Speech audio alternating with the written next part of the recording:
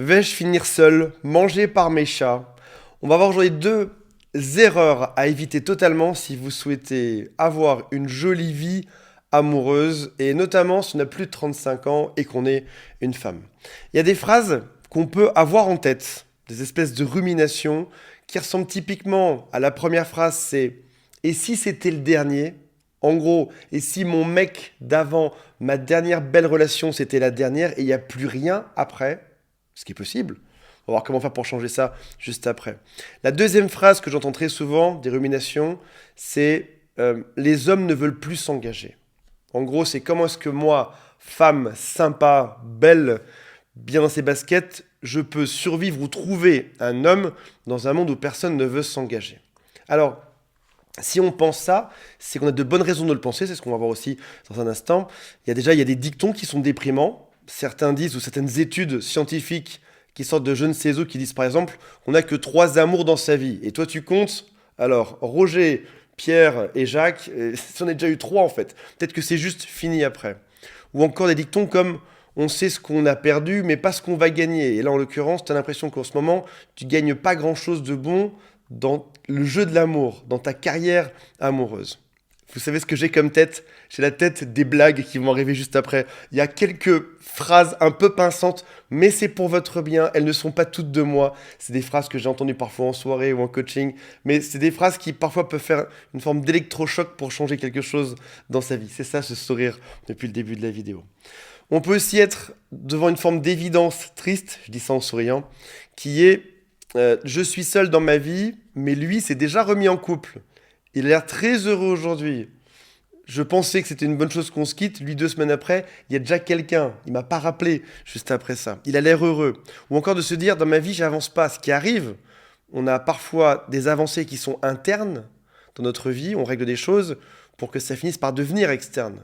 Là où parfois, on a l'impression que les autres, chez eux, c'est arrivé directement comme ça. En un claquement de doigts, ça arrive. On peut aussi se dire, je galère sur les applications de rencontres. Je rencontre pas grand-chose dessus.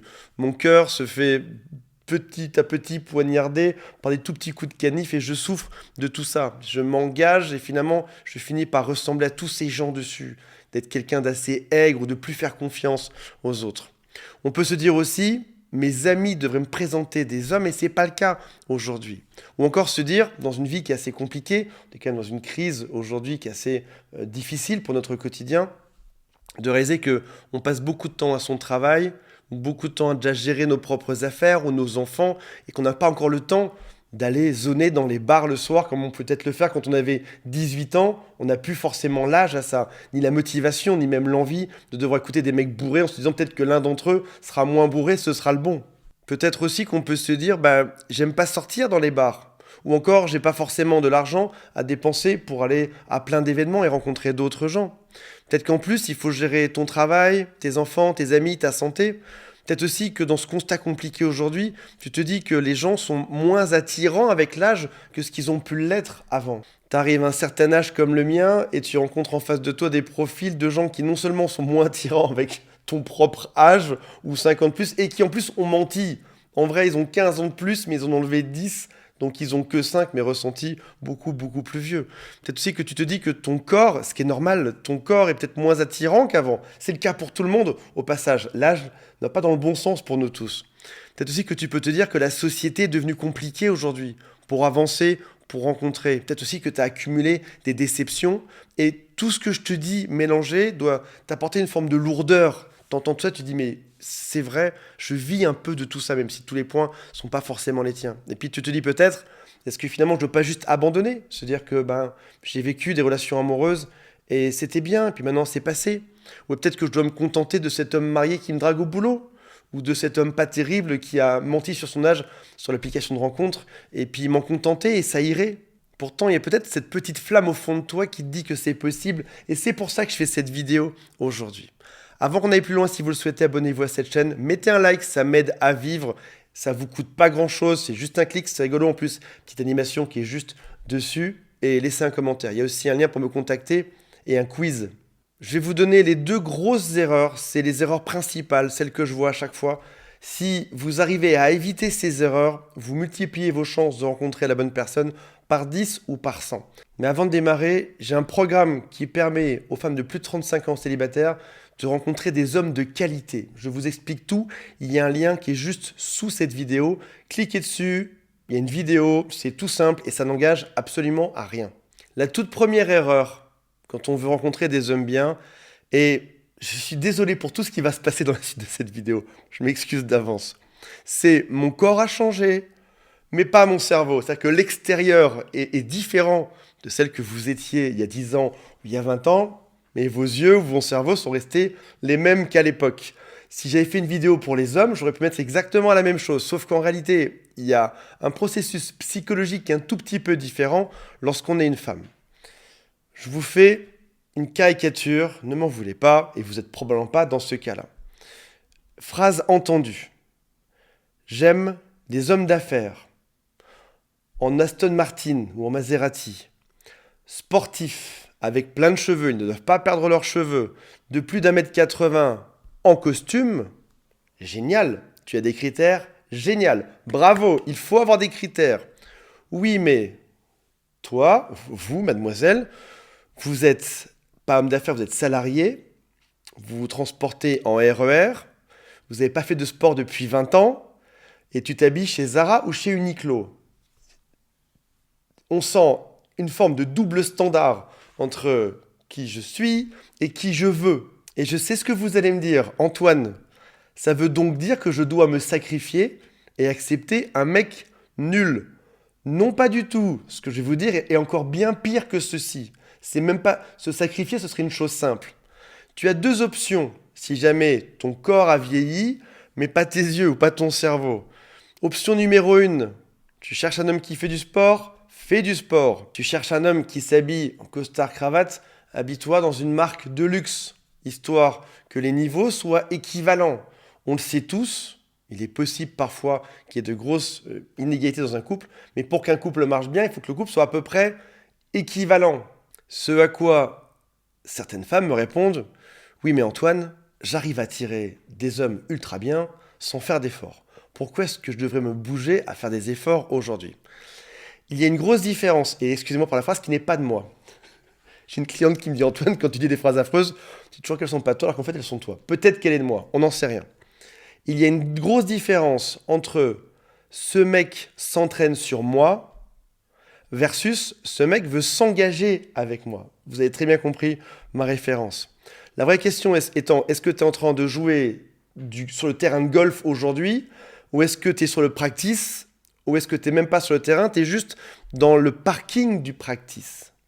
Il y a une grosse différence entre un homme d'affaires qui veut s'entraîner ou s'amuser un soir ou deux avec toi, versus un homme d'affaires qui veut se marier avec toi et s'engager dans le temps avec toi. Alors, pourquoi est-ce que je parle d'option 1 ? Parce qu'il y a aussi une option 2. Certaines ont des critères extérieurs et je ne juge personne. D'autres ont des critères intérieurs. Donc, option 2, pour tes critères intérieurs, tu peux aussi chercher une personne qui a les mêmes valeurs que toi. C'est-à-dire qu'en gros, tu cherchais certains types de valeurs. Je veux un mec qui soit généreux, je veux un mec qui soit intelligent, je veux un mec philosophe, etc. Mais je ne le suis pas moi-même. Encore une fois, dans ce cas-là, tu dois voir à peu près où on y arrive. Si t'aimes ce mec pour sa personnalité, arrange-toi pour avoir aussi une super personnalité. Ça se travaille, tu peux écouter des podcasts dans ta voiture tous les jours, c'est gratuit. Tu débarres n'importe quelle application de podcast et tu vas en écouter, te cultiver, découvrir plein de choses sur toi et grandir. Soit t'améliorer physiquement, soit t'améliorer sur la partie de l'intérieur. Donc en gros, si tu n'arrives pas à trouver un homme bien, change mentalement et ou physiquement. C'est assez dur à entendre, mais c'est comme ça que ça marche. Beaucoup d'hommes sont à la recherche, et beaucoup de femmes aussi, sont à la recherche de leur pic de dopamine. Se dragouiller un petit peu, c'est très excitant, et après ça, ils passent à autre chose.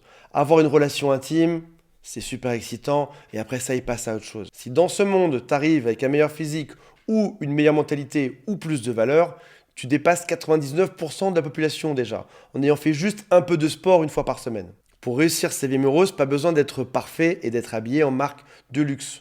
Prendre un tout petit peu soin de toi te fait déjà dépasser tout le monde. Erreur numéro 2, attendre que ça sonne à ma porte. Je suis une femme tranquillement assise sur le canapé, devant une application de rencontre, en pyjama. Bien peinard, il y a Netflix sur la télévision, je suis sur mon téléphone et je suis en train de râler après la société. Ah, les hommes veulent pas s'engager, ah, la société a changé. Wow, stop. T'es dans la solution la plus fainéante sur Terre.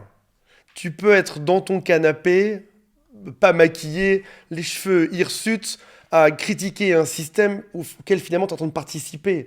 Oui, ça marche parfois, mais c'est contre nature.